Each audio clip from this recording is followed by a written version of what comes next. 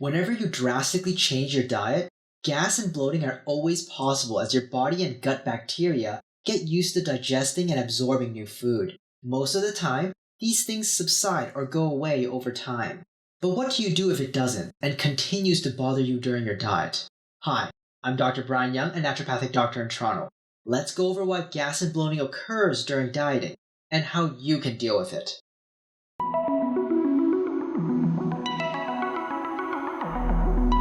Before we address gas and bloating, I think it's important we differentiate between the gas being expressed from the rear end, or farting, and the gas being expressed from the front end, or burping. Although both can be reasonably described as being gassy and feeling bloated, the causes for farting and burping are frequently different. Therefore, it becomes very important you identify which type of gas and bloating you're experiencing. The one coming out the back, the one coming out the front, or both. We'll have a separate video on dealing with the one coming out the front, like excessive burping and reflux while on a weight loss diet. However, for this video, we'll focus on the one coming out the back.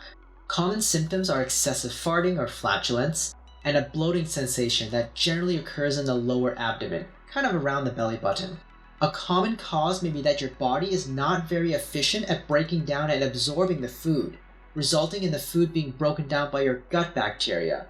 As a result, the gut bacteria produce a lot of gas in the process. For example, if you were someone who didn't eat vegetables very often, then suddenly started eating a ton of vegetables, your body would all of a sudden need to deal with and break down all these complex carbohydrates and fibers found in many of these vegetables. Since your body isn't able to break them down too well, it's left for your gut bacteria to have a go at it. And your gut bacteria loves it. But instead of breaking it down for your body to absorb, the bacteria eats it themselves and leaves you with the waste products like gas and other unwanted compounds. Now, there are a few ways you can approach this. 1. You could take a digestive enzyme, a supplement that helps to break down the food you're eating. For example, if you're getting a lot of gas and bloating while on a diet high in protein, you could try taking a digestive enzyme that contains proteases, which are enzymes that help break down proteins. Or, if it's a high-fat keto diet that's causing issues, digestive enzymes with lipases, which are enzymes that help break down fat, may be helpful. Keep in mind that digestive enzymes can interfere with some medication and should not be used in acute pancreatitis, so check with your doctor to be safe. 2. You could consider a probiotic supplement in the hopes that healthier gut bacteria will colonize your gut and reduce the gas and bloating you're experiencing. The issue is that different probiotics sometimes have different effects in different people. This means you might have to try a few different types of probiotic supplements before you find the one that works for you. Also, many probiotics take some time to work, and effects may only be noticed after a few days to a few months of use. If you're the researching type, you could try to find a bacterial strain that has been well researched first. Then find a trustworthy probiotic that contains that strain. For example, some research suggests that specific lactobacillus and bifidobacteria strains may help with gastrointestinal discomfort. You could then seek out those strains in a probiotic supplement. Ultimately, however, you'll probably end up having to just try a few different probiotic brands, then simply taking note of which ones worked and which ones didn't work for you. 3. You could systematically eliminate and test foods that are causing you gas and bloating. A lot of people like to call this the elimination diet.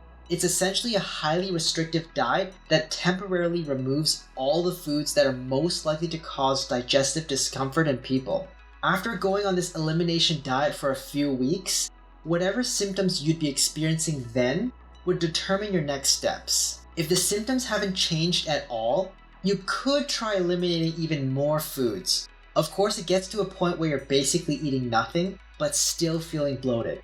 At that point, we'd have to question whether food is even causing these issues. You might instead be dealing with a medical issue like irritable bowel syndrome, and it would be a good idea to be assessed by your doctor. If the symptoms are reduced or gone, you could begin to reintroduce and test the foods you eliminated, one at a time, with a 24-hour break of returning to the elimination diet in between each test. Then record your symptoms accordingly. For example, let's say you eliminate dairy, gluten, and eggs for a few weeks. Let's say your gas and bloating go away, or at least become significantly reduced. You would then first reintroduce and consume only dairy on day 1. Record the symptoms, then go back to the elimination diet on day 2. Then, you would reintroduce and consume only gluten on day 3. Record the symptoms, then go back to the elimination diet on day 4, and so on.